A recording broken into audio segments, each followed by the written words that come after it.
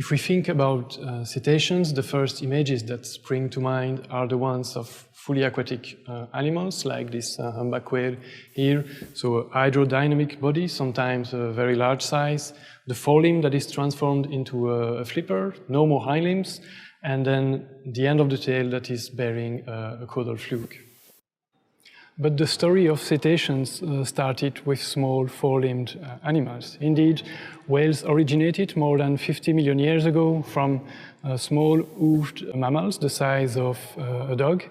Paleontologists discovered many of these early whales in India and Pakistan, and these quadrupedal animals gradually acquired adaptations to life in the water, but they retained the ability to move on land, so they were amphibious.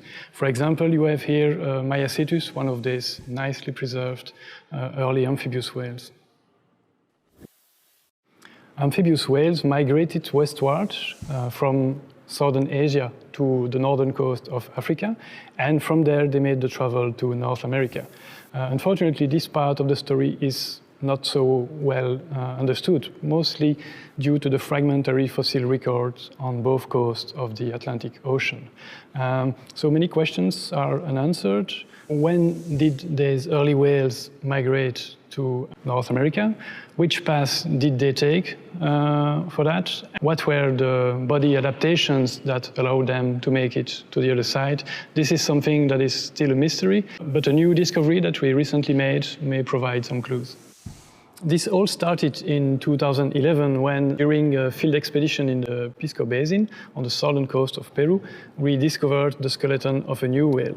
During the excavation, we quickly realized that this was a quadrupedal whale, and it was dated from nearly 43 million years.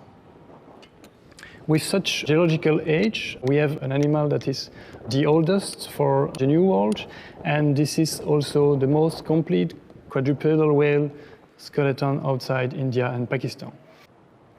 So this is a key discovery to investigate a crucial stage in the early whale evolution and dispersal. Let's have a closer look at Peregocetus pacificus. This animal was still capable of bearing its own weight on land. How do we know that? First, the sacral vertebrae were still fused together. The pelvis was tightly attached to the sacrum. Then the forelimb and the hind limb were roughly similar to the ones of Maiacetus. And finally, tips of the fingers and toes were bearing small hooves. So it could still walk the rocky coasts of nowadays Peru. But Peregocetus was also a good swimmer. It probably used its tail for propulsion.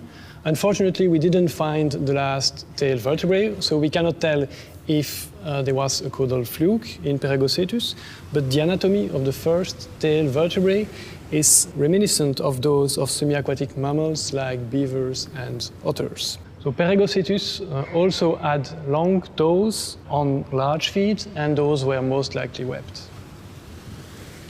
So undulations of its tail and strokes of its hind limb, in a way somewhat similar to otters, most likely helped Peregocetus to cross the South Atlantic during the Middle Eocene.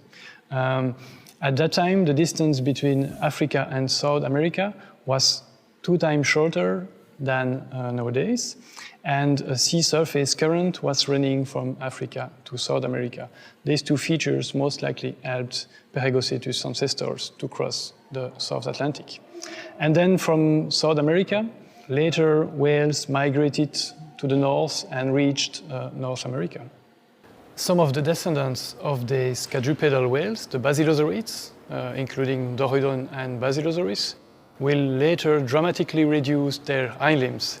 They will mostly rely on the caudal fluke for propulsion in the water. And these are so the first fully aquatic cetaceans.